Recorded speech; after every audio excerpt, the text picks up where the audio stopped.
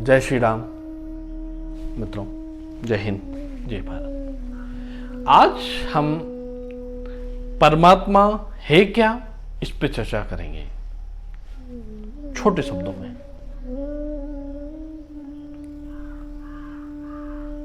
तो परमात्मा है क्या, परमात्मा है क्यों नहीं, दोनों बातें।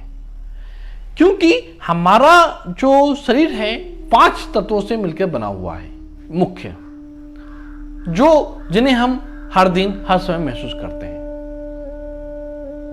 क्षितिज जल पावक गगन समीरा,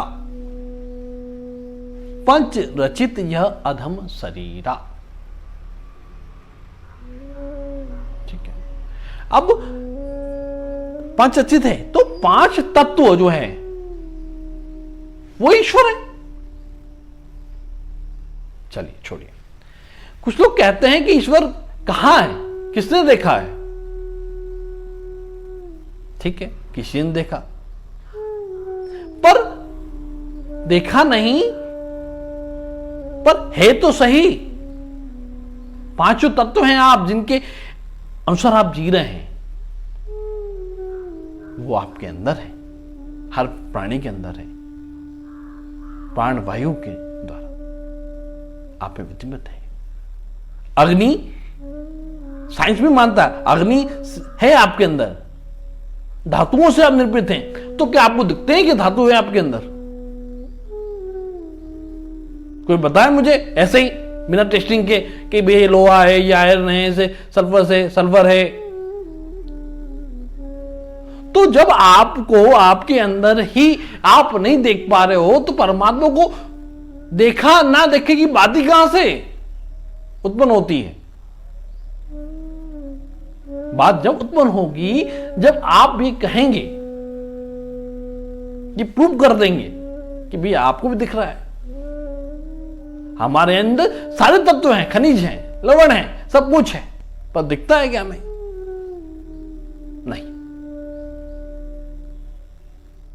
मूलभूत चीजें ही हमें दिखती हैं। चलिए दूसरी बात छोड़ दीजिए। आज इतना समय हो गया, कोई मोटरसाइकिल बना रहा है, उसमें हर साल नया अपडेशन आता है, पर पूरे विश्व के अंदर क्या मनुष्य के अंदर अपडेशन आया क्या? वही 2 नाक, 2 आंख, 1 नाक, 1 मुंह, 2 कान। इसमें चेंज क्यों नहीं आया? आप विचार करें, नहीं आया। अब दूसरी बात, हमें कुछ चीजों को छोड़ देना चाहिए, क्योंकि वो चीजें हमारे जीवन में उपयोगी हैं, पर उसमें अन्यथा हम बहस क्यों कर रहे हैं? क्योंकि किसी ने कोई बात हमको कह दी, इसलिए हम बहस कर रहे हैं उस बात पे। परमात्मा ना देखने की ना सुनने की, महसूस करने की चीज है। उसे महसूस करना पड़ेगा आप लोगों को, सबको। जो परमात्मा विश्वास करता है उसे भी, जो नहीं करता उसे भी। तरीका कुछ भी हो सकता है, तरीका कुछ भी हो सकता है। जैसे अब बात करते हैं दूसरी, जमीन पृथ्वी के अंदर एक ही जगह बीज बोते हैं तो एक जगह आम उगता है, एक जगह कटहल उग जाता है, एक जगह धान उग जाती है, एक जगह गेहूं उग जाता है। ऐसे कैसे होता है? पृथ्वी तो एक ही है। चलिए ये छोटी बात है, साइंस में बोलेंगे भाई अलग अलग हम डाल देते हैं, अलग तरह के बीज बोते हैं इसलिए अलग अलग होता है, पर ऐसा नहीं है।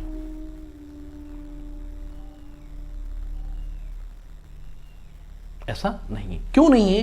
क्योंकि कई पेड़ ऐसे हैं जो अपने आप पनपते हैं, जिनके बीज आप खुद नहीं डालते, वो साथ में खड़े होते हैं तो भी वो अलग ही उगते हैं। तो परमात्मा यथावत, उसकी कोई प्रमाण की आवश्यकता परमात्मा को है कि नहीं, इसकी आवश्यकता नहीं है। सत्य को कोई प्रमाण की आवश्यकता नहीं होती।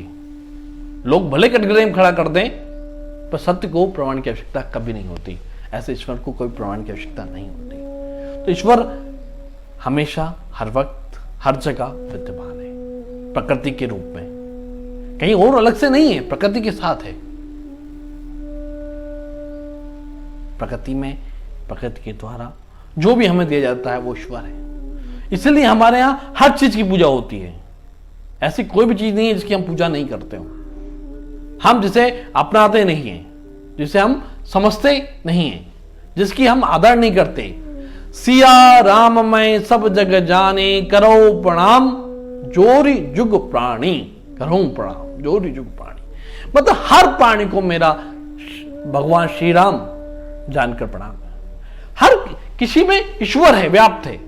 ऐसा अब देखने की रटन है कि हमें देखना है ईश्वर को, तो इसको लोग टाल देते हैं। आप लोग कहते हैं कि भाई देखने की बात होती तो कोई बोल देता है कि वो तो महसूस करने की चीज है, कोई वैसा है वैसा, कई सारी बातें, भ्रांतियां बहुत सारी हैं। पर एक्चुअल बात यह है कि भाई आप हवा को देख सकते हो क्या? नहीं ना। आप आकाश के ऊपर देख सकते हो क्या? नहीं। आपकी जो क्षण शक्ति है उससे ज्यादा कुत्ते गाय भैंसों की है, तो आपकी क्यों नहीं है?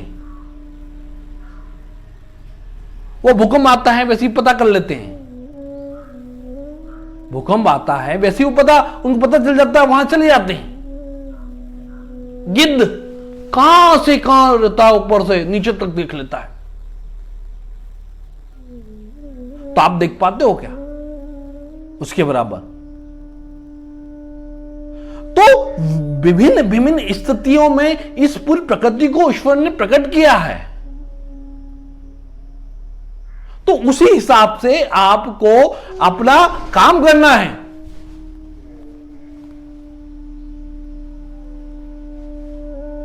उसी आप चुपचाप होकर आपको काम करना है, बिल्कुल निर्विघ्न होके आगे बढ़ना है। क्योंकि ये जो संसार है, इस क्वेश्चन मार्क किस पर करेंगे आप? अपने आप पर या किसी और पर? करते रहिए। मैं हारूं, तू हार, तू जीत, मेरी हार, ये चलता रहेगा। उससे क्या होगा? आप प्रमाण एक्चुअली क्या करना चाह रहे हैं? जीवन को जीजिए, जीना चाहिए। जीवन को जीजिए मतलब जीना चाहिए। जीवन जीने की स्थिति है। जीवन आनंद का विषय है। इसलिए अध्यात्म आनंद के साथ, आनंद अध्यात्म में है, ईश्वर में है, संस्कृति में है, सब जगह ईश्वर है।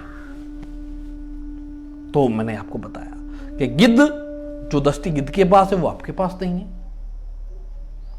और जो दृष्टि आपके पास है उससे कहीं ज्यादा गिद्ध के पास है। तो आप अब जानते हैं ईश्वर हर जगह मौजूद है, पर आपको वैसा अपने को डेवलप करना पड़ेगा, वैसा आपको बनाना पड़ेगा, और उस लय पर चलना पड़ेगा।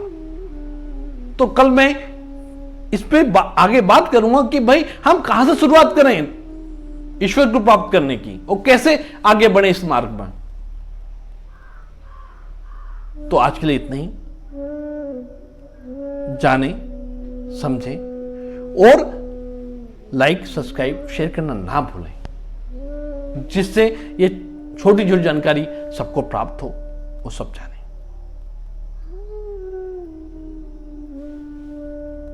जय श्री राम, जय हिंद, जय भारत।